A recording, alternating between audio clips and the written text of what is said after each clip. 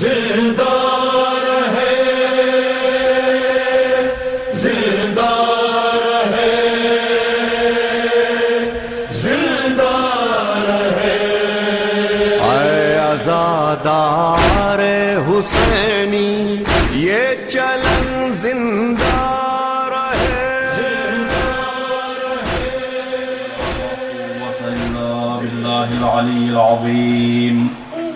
अऊज़ु बिल्लाहि मिनश शैतानिर रजीम। बिस्मिल्लाहिर रहमानिर रहीम। अल्हम्दुलिल्लाहि रब्बिल आलमीन वस्सलातु वस्सलामु अला अशरफिल अंबिया'i वल मुरसलीन सय्यिदिना व मौलाना अबिल क़ासिमिल Mustafa Muhammad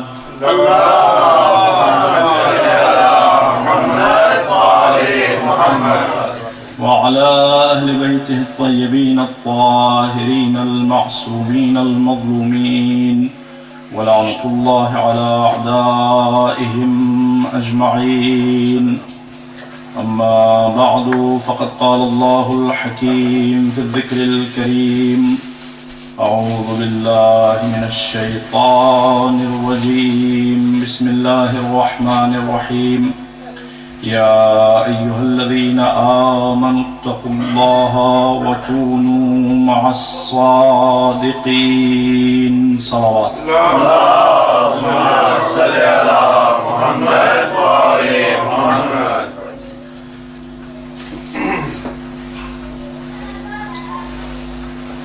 Tonight, inshallah, we'll be discussing the gracious life of our sixth Imam. The verse I recited, Allah subhanahu wa ta'ala says, "O you who believe, safeguard against evil. وَكُونُوا مَعَ الصَّادِقِينَ, and make sure that you are with truthful people." And tonight we are going to learn from one of the successors of Prophet Muhammad,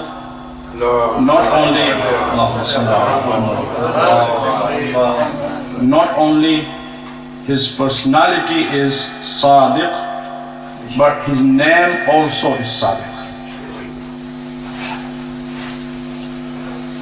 Imam Jafar Sadiq,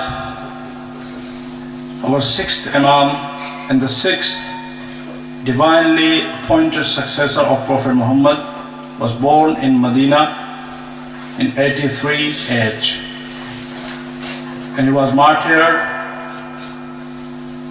by an Abbasid tyrant known as Mansur ad-Dawaniqi in 148 after Hijrah. So Imam Jafar Sadiq alayhi salatu wasalam altogether lived in this world for 65 years. And his name Jafar literally means a river. And of course, he was a river. Not only river, he was an endless ocean of knowledge. He was an overflowing river of excellences and noble characteristics. When we examine the history of our sixth Imam, we find that he was indeed the flag bearer of knowledge and education.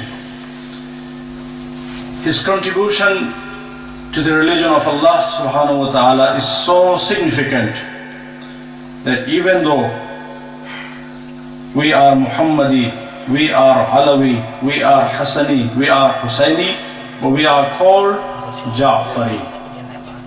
It is due to his significant contributions. And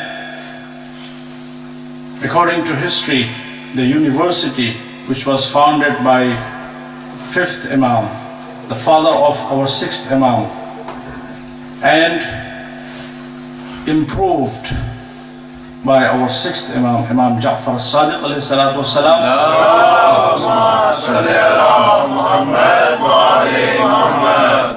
History says there were 4,000 graduates of that university. It's not just a claim. The names of those graduates are also recorded in history. So this is our sixth Imam. And if you look at the broadness, openness of our sixth Imam, as I mentioned yesterday, Islam has put extra emphasis on education, because education broadens our horizon. So when we examine the life of Imam Jafar Sadiq alayhi salatu wasalam, we see that broadness in very, very sublime way. If you read the list of those 4,000 students of Imam Jafar Sadiq alayhi salatu wasalam, of course he was teaching and educating all of them free of charge. And there was no discrimination, and there was no question about the background or religion or sect of the learners. People from all backgrounds, from all religions, all sects were fully allowed to attend the University of Imam Jafar Sadiq alayhi salatu wasalam and benefit from his portion of knowledge. So this is a very, very important factor of our sixth Imam. And dealing in personal and social issues, Imam alayhi salatu wasalam was so broad that people who read the history of our sixth Imam, they really become surprised. I'm mentioning here a few anecdotes. One time, Imam alayhi salatu wasalam was going somewhere along with his friends, and on their way they saw a person in scorching sunlight, and he was about to die. Imam alayhi salatu wasalam ordered his companions go and check what the problem was. They went there, came back and told, "O son of the messenger of God, the person is a Christian and he is thirsty, and we don't have plenty of water, you know. We are traveling in a desert. We'll need water." Imam alayhi salatu wasalam, according to history, got very, very upset and disappointed. What's this type of thinking? You are my companions, you live with me, you benefit from me, but this is your approach? You must go and water him and save his life. So this is our sixth Imam's approach towards mankind. This is love and affection towards mankind, regardless of the background, regardless of the color, regardless of actually the sect, the religion, and everything. And in another anecdote, we learn that one day Imam alayhi salatu wasalam was going somewhere, and he was passing by the market, and Imam was with one of his famous companions, and that companion had a slave man, a servant with him. The servant was following Imam alayhi salatu wasalam and his master. When they were in the market, the slave probably he got busy in looking the goods and precious things in the market. So he was lagged behind. The master looked behind, but he didn't see his servant. It happened 2 or 3 times. Eventually, the servant appeared to him. And when he found his servant, he shouted at him and also used a bad word about his mother. Imam alayhi salatu wasalam, seeing that strange behavior, according to history, Imam alayhi salatu wasalam stood there and turned to his companion and said, "You've been living with me, you've been learning from me, you've been attending my gatherings for years and years. This is your akhlaq, this is your attitude, this is your behavior." He excused and said, "O son of the messenger of God, you know, the servant is not a Muslim, is a non-Muslim. And I just used a simple word about his mother." Imam alayhi salatu wasalam said, even though he is a non-Muslim, but every community, every religion, every sect has got their own system of marriage. And if they have performed the marriage according to their system, that marriage should be endorsed and approved. And you have no right to blame him or his mother or anybody else of doing something immoral. And then history says Imam alayhi salatu wasalam told that person that from now on you are not allowed to visit me, you are not allowed to come to me. And history says because of that behavior, no one saw Imam Jafar Sadiq alayhi salatu wasalam sitting or walking or talking to that person afterwards. Wa Muhammad wa ali Muhammad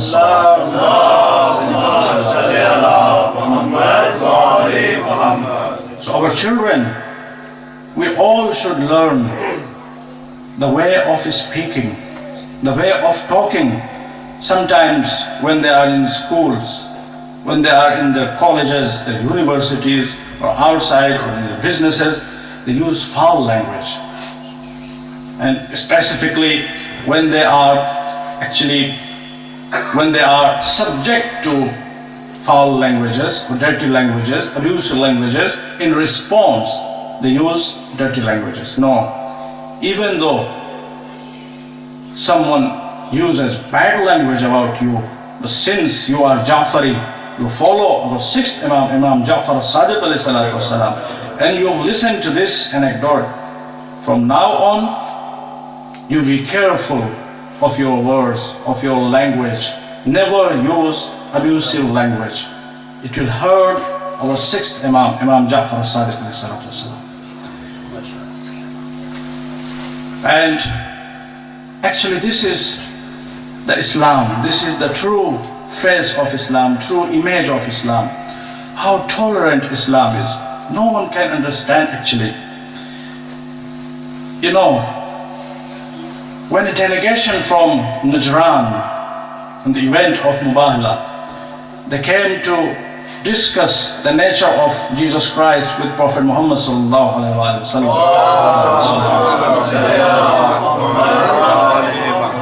History says Prophet Muhammad met them in his mosque, the mosque of Prophet Muhammad, one of the most sacred mosques in Islam, second sacred mosque in Islam.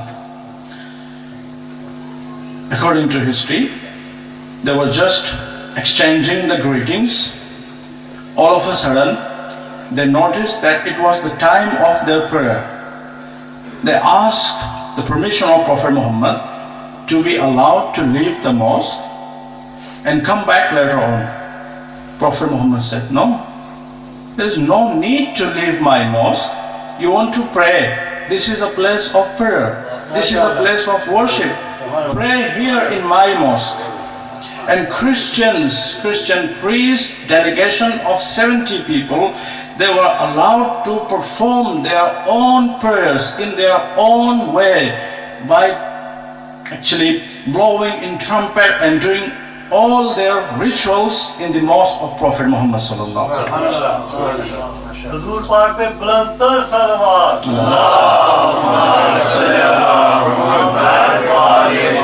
This is Prophet Muhammad's mission. Where is that toleration? Where is that level of respect? And when we look at the life of Imam Ali alayhi salatu wasalam,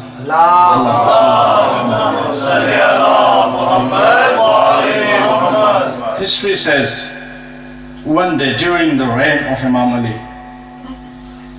Ali noticed a person was begging.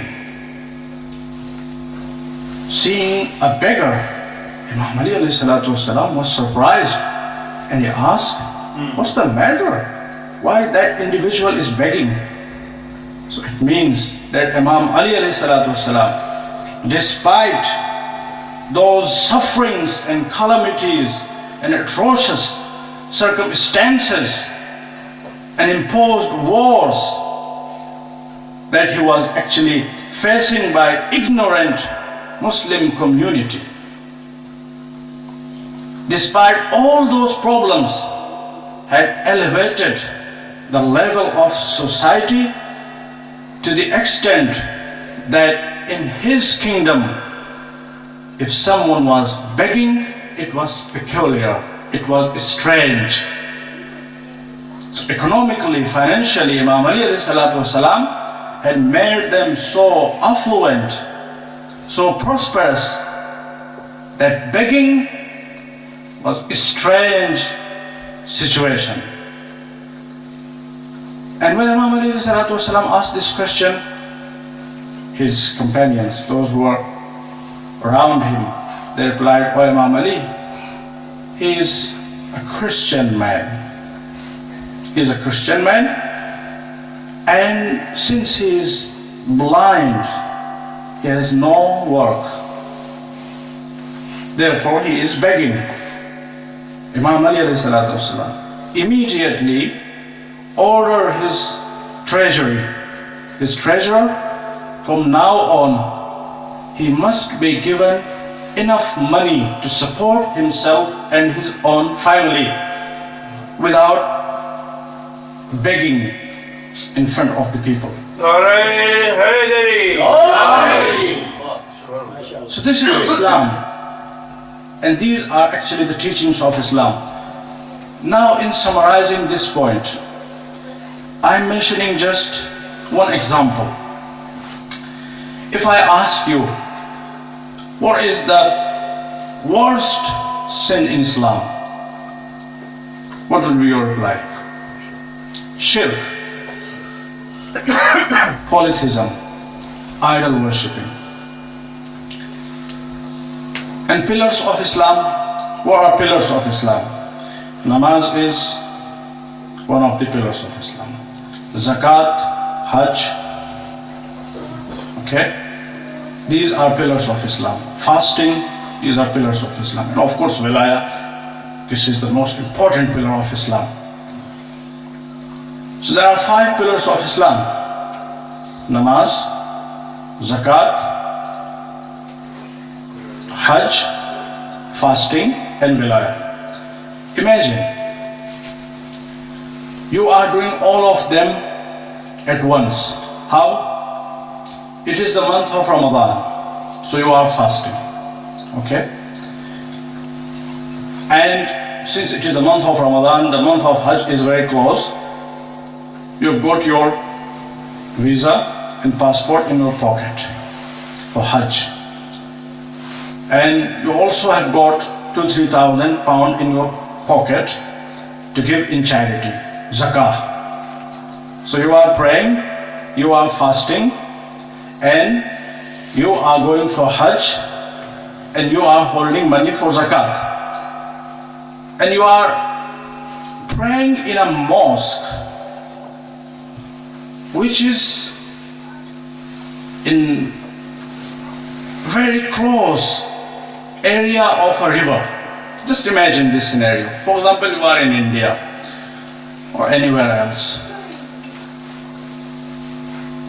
and you are busy in praying with utmost spirituality. All of a sudden, you hear a big splash from the sea, followed by a voice, "Hi Ram, Madhu Ram." "Oh Rama, I am drowning." Then what would you do?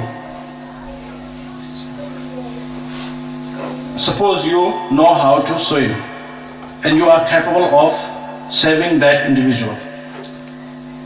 But if you try to save that individual, you will be missing the rewards of all 4 pillars of Islam.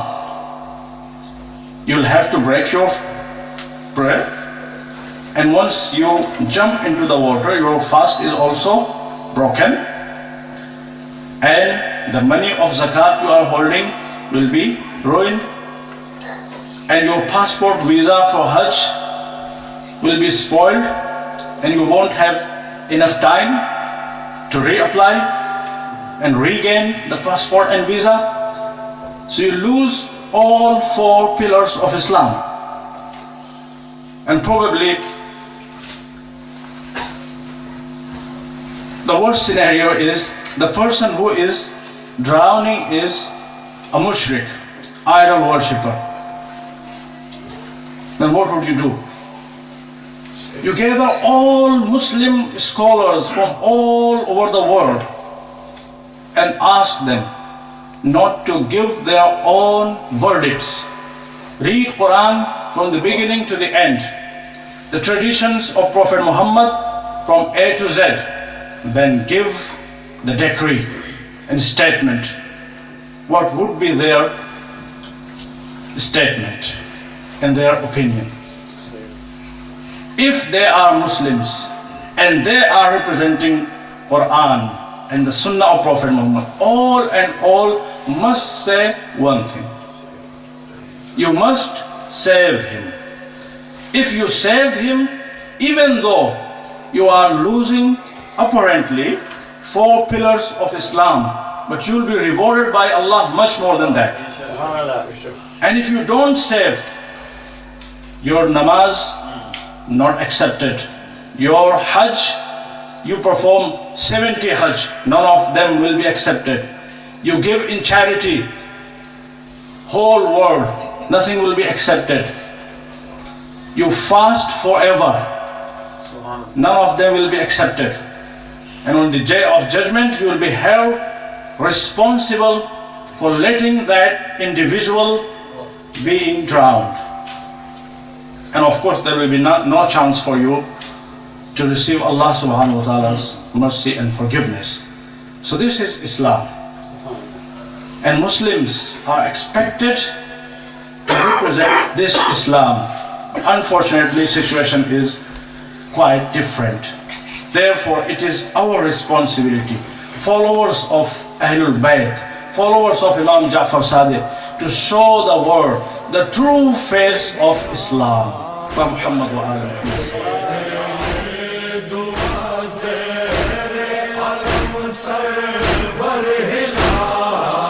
कर रहे हैं ये दुआ ज़ेरे अलम server हिलाल, आए खुदा ये गम बफैज़े पंजतन जिंदा